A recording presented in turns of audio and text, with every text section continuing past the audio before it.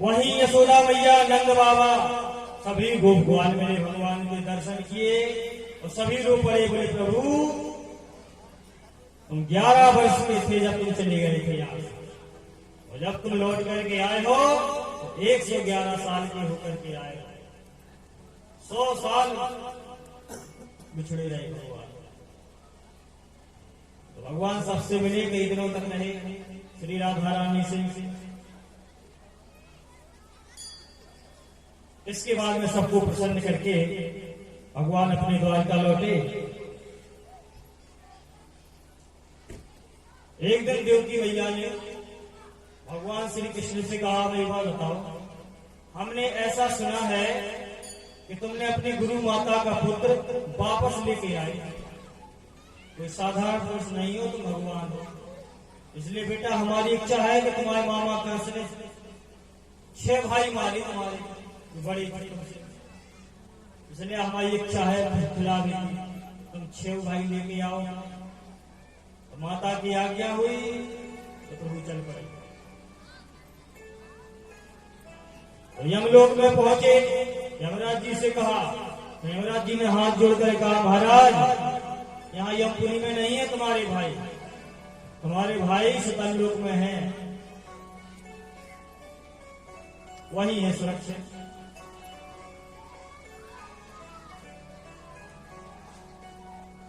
भगवान सुतल्लोक पहुंचे। सुतल्लोक के राजा ने भगवान का विधिवत पूजन किया, भगवान की नाना प्रकार से स्तुति की और 6 भाइयों को सौंपा और लेकर के आए।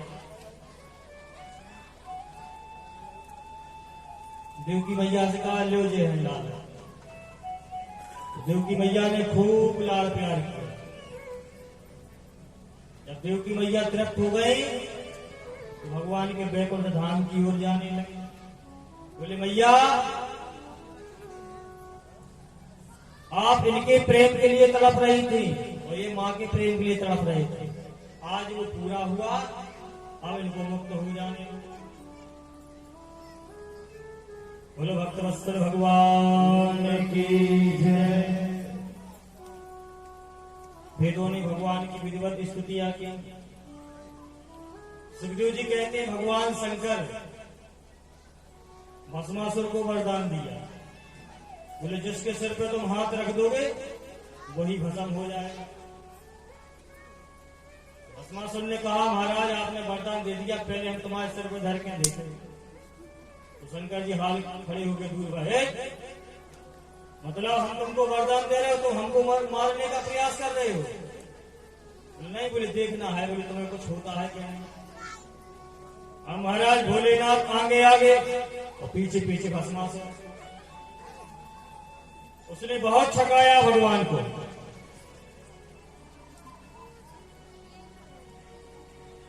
अंत में भगवान ने ऐसी लीला की, सुंदर युक्ति बन करके आए तो स्वयं नृत्य करने लगे, उसको नृत्य कराया और जैसे हाथ की मुद्रा बनाई और सिर पर जैसे हाथ रखा तो भस्मासुर भस्म हो गया।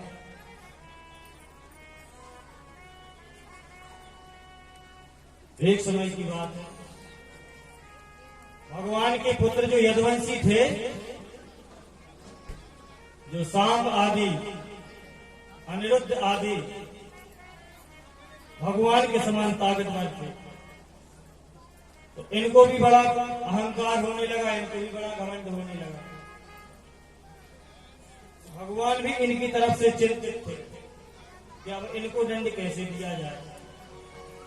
भगवान के मन में भी विचार आया कि देखो हम तो आए पृथ्वी का भार उतारने के लिए, यदि ये पृथ्वी पर रहे और इसी प्रकार से इनका अहंकार रहा, क्योंकि हमारे पुत्र सहज में कोई इनसे जीत नहीं सकता, तो कहीं ऐसा ना हो कि यही पृथ्वी के लिए भार हो जाए। भगवान ने लीला की, क्योंकि जो व्यक्ति अहंकारी अधिक हो जाता है तो उसका ज्ञान नष्ट हो जाता है, अपना विवेक खो बैठता है। तो एक दिन दुर्वासा आदि ऋषि मुनि महात्मा कहीं चले जा रहे थे, वहीं द्वारकापुरी के पास में बैठ गए, भजन करने लगे। भगवान के जो पुत्र थे सांब, अनुरुद्ध आदि, उनके मन में मजाक सूझी। बोले आजकल ये बाबा घूमते रहते हैं, मालपुआ बहुत खा रहे। बोले चलो इनकी परीक्षा लें, ये कछु जानत है कि उसी घूमत रहते। तो बोले का परीक्षा लें? बोले हम सब में सबसे सुंदर और सबसे गोरा सांब है। ठीक। बोले सांब का पैरा और साड़ी। बोले ई के पेट में कपड़ा ठूस। बोले गर्भवती महिला की तरह ले जाओ। तो सबके मन में उपवास उवास, उसको सुंदर साड़ी पहनाई और पेट में कपड़ा बांध दिया, गर्भवती महिला की तरह बना करके पहुंच गए। तो संत महात्मा भजन कर रहे थे। तो बोले महाराज जी प्रणाम। हाँ बोले आनंद आनंद। महाराज जी विनती है हमारी आपसे। बताओ। बोले जी हमारी भाभी जी है ना, बोले ये गर्भवती है, बताओ क्या हुए? तो महात्मा बोले रुक जा, बता रहे इसको आंख नीचे को नाक सांस चढ़ा। गाँव की समझ में कश्मीर भी ना आ गए। आपस में कह रहे हमें समझेंगे नहीं। भाई रेल में दुर्वासा बैठे थे। भगवान द्वारकाधीश के बच्चे होकर के हमारे साथ व्यंग करते हो, हट जाओ यहां से। श्रीवाल बोले कछु जाना तो जब तो बताओ। और इतना कह दिया दुर्वासा जी को कहां बांधा। अच्छा बोले तुम सब लड़के इस लड़के को बहू बना करके लाए हो, पेट में कपड़ा ठूस कर हो, क्या कहते हो? इसके क्या होगा? क्या दुष्ट श्राप देता हूं, ऐसा दूसर होगा कि तुम सबों का संहार कर देगा। महाराज जितना कहा श्राप दे दिया, त्राह त्राह करने लगे, चरणों में लेट गए। तो सब आपस में लड़ करके मर जाओ। अब डर गए महाराज बुरी तरह से। और जब महाराज पेट खोल करके देखा तो मूसल निकला। अब दिमाग लगाने लगे कि क्या करें। तो महाराज उस मूसल को लिया और पीसना शुरू किया। बोले इसको इतना पीसो कि हमारा कुछ कर नहीं पड़ा। तो महाराज उसको पीस पीस करके समुद्र में डाल दिया। अंत में थोड़ी सी नोक बची। बोले नोक क्या करेगी? जल में फेंक। समुद्र की लहरों के कारण जो मूसल फंसा हुआ था वो एका नाम की घास हो गई। और जब वो घास बन गई और जो कील बची थी थोड़ी सी वो फेंकी तो मछली निकल गई। तो किसी व्यक्ति ने उस मछली को पकड़ा तो उसके पेट में से जो कील निकली। उसका मित्र था जरा नाम का बहेलिया। बोले कील हमारे काम आएगी। बोले हमको दे दो, तुमको क्या करना है? क्योंकि बहेलियों का काम ही होता है पशु पक्षियों को मारना। इसलिए बोले नुकीली कील है और हम अपनी बाण में लगा लेंगे तो निश्चय ही पशु पक्षी मरेंगे। बहेलिया ने कील को ले लिया।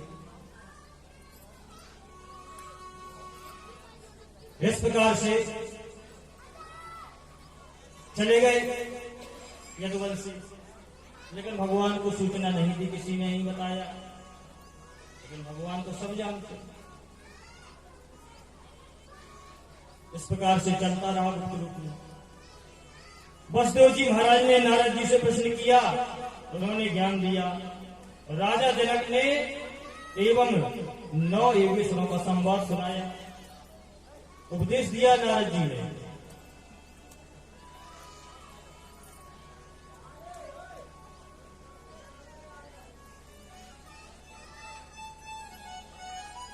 इसके बाद भगवान ने सभी लीलाएं संपन्न की,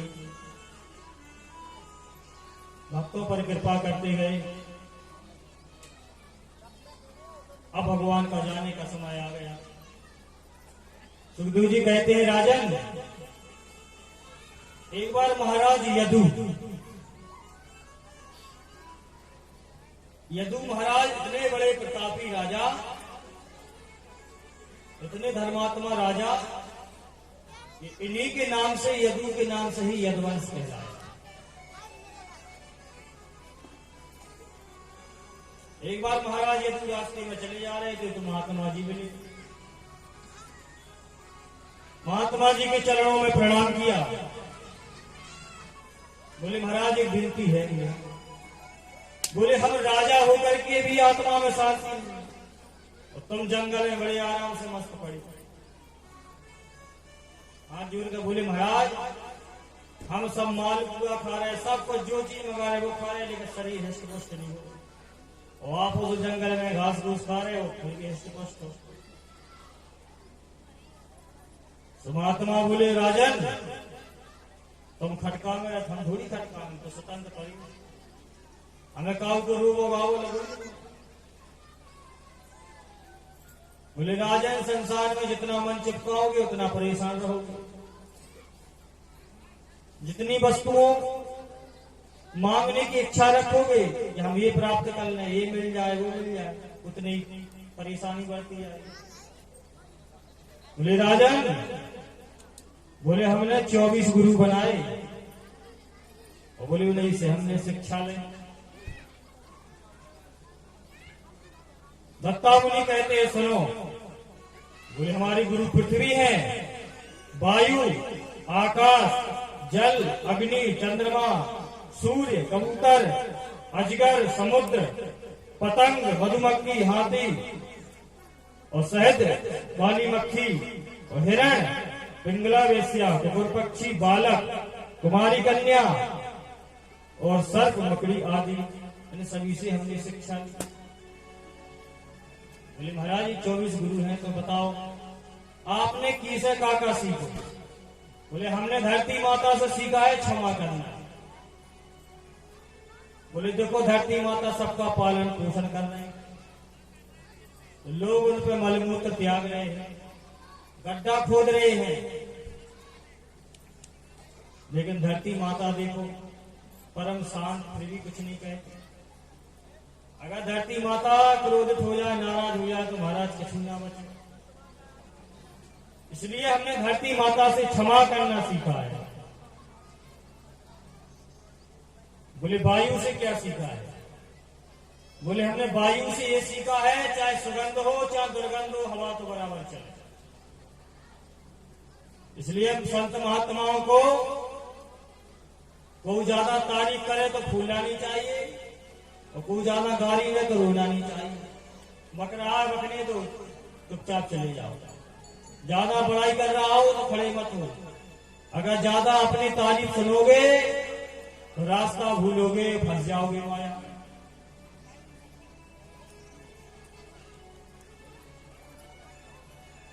बोले आकाश से शिक्षा ली। बोले चाहे पानी बरसे चाहे बादल हो, कछु हो। बोले ना बादल छुपो ना पानी छुपो, आकाश तो आकाश ही है। बादल आ गए तो अंधियार हो, बादल चले गए उजियार हो, लेकिन आकाश तो जैसे का जैसा ही है। इसलिए बोले साधु संत महात्माओं को किसी की बातों बहकाव हमें नहीं आना चाहिए, क्योंकि उनके जीवन में बादल अवतरत है। इसलिए उन पर विशेष ध्यान न करके अपने भगवान का चिंतन करना चाहिए। बोले महाराज, बोले शहद वाली मक्खी को हमने गुरु बनाया। बोले तरह तरह के फूल को सूंघती है और हर जगह से रस एकत्रित करती है, तो अपनी मधुमक्खी का पिंडा बनाती है, धीरे धीरे बड़ा करती है, क्योंकि उसे अपना परिवार भी पालना है। तो वही मधुमक्खी धीरे धीरे अपने छत्ते को बड़ा करती है। तो कोई व्यक्ति देखता है कितना बड़ा छत्ता लगा है, तो महाराज वो आता है, कई मक्खियों को मार देता है, कई मक्खियां अपनी जान बचा के भागती हैं और उनकी मेहनत व्यर्थ हो जाती है, वो शहद तोड़ करके ले जाता है। इसलिए साधु महात्माओं को ज्यादा धनमाया नहीं जोड़ना चाहिए। यदि ज्यादा धनमाया जोड़ोगे, ज्यादा नाम होगा, ज्यादा पैसा होगा, और एक ना एक दिन चोर आएंगे, हाथ पैर तोड़ के चले जाएंगे और सारा सामान छीन करके ले जाएंगे, तो बैठे बैठे रोगे।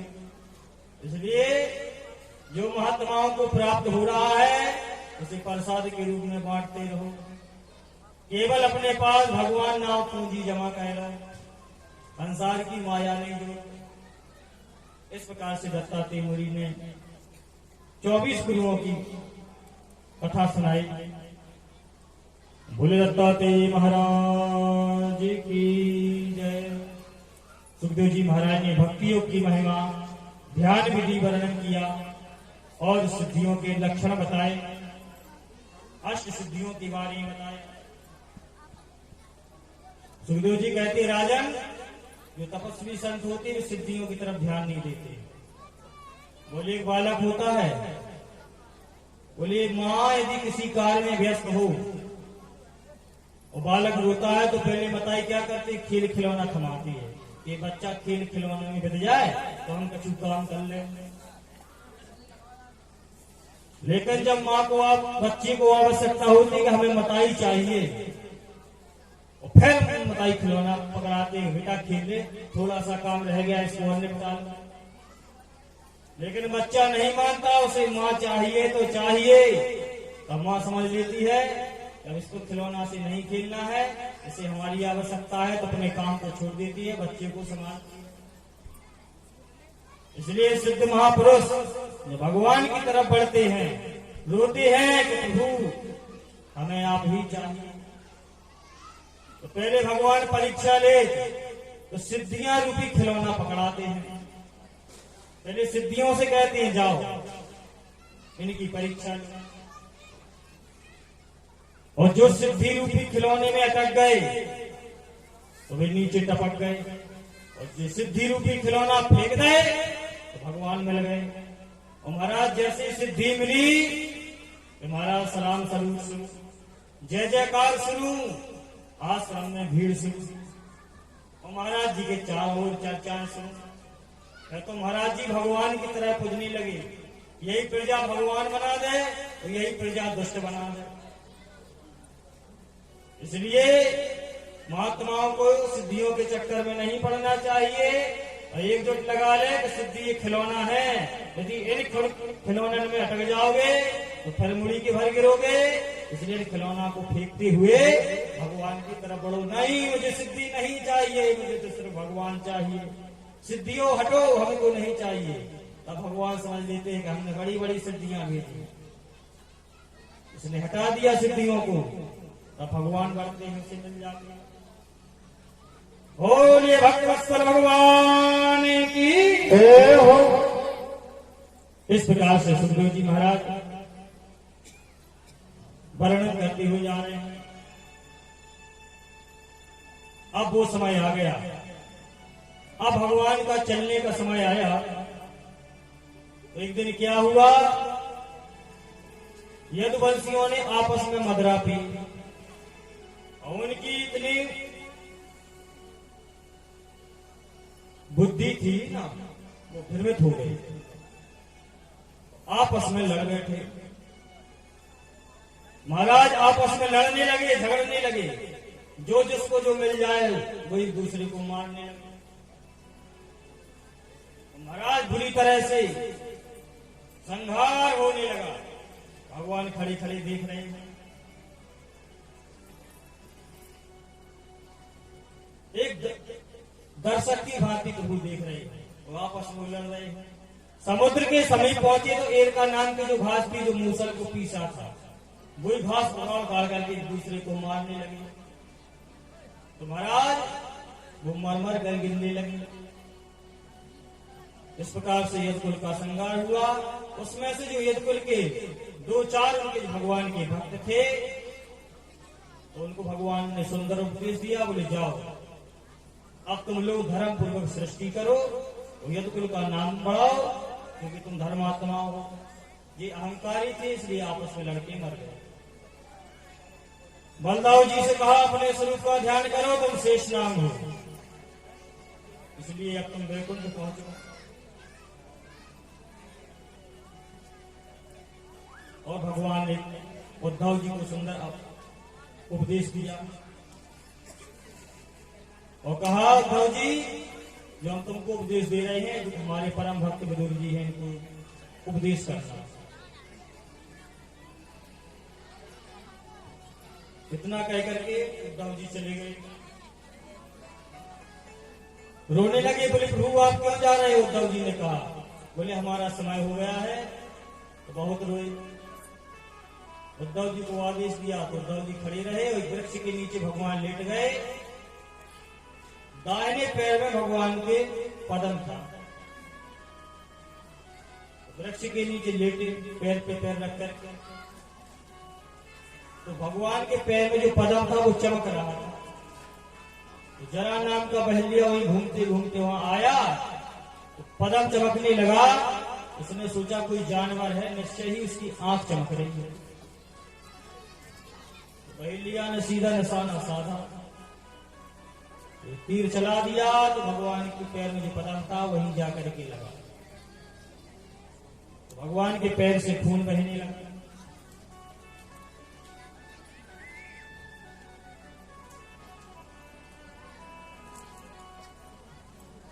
जब वो आया दौड़ करके तो समझ गया ये भगवान द्वारकाधीश है।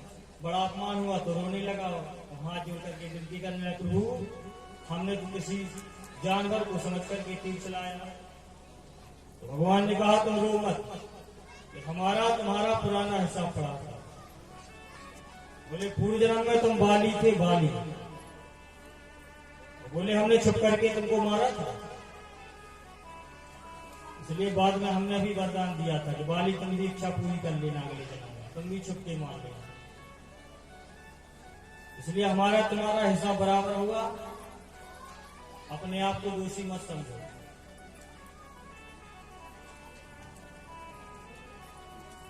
तो भगवान का जो शरीर था वो चतुर्भुज विष्णु के रूप में परिवर्तित हो गया।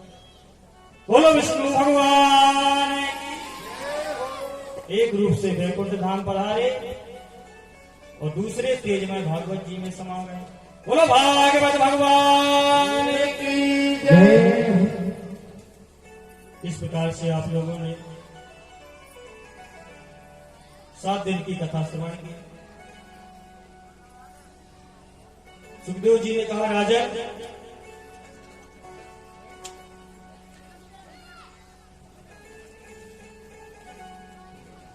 संक्षेप में भगवान भागवत जी का संक्षेप में वर्णन किया।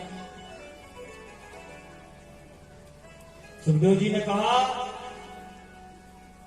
कि महात्मा नारद भक्ति आदि संवाद के बारे में बताया।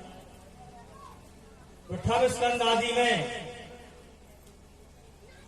कुंती द्वारा स्तुति, ऋषभ पितामह द्वारा स्तुति। द्वितीय स्कंद में वैकुंठ आदि के दर्शन। तृतीय चतुर्थ स्कंद आदि में ध्रुव आदि की चरित्र का वर्णन किया।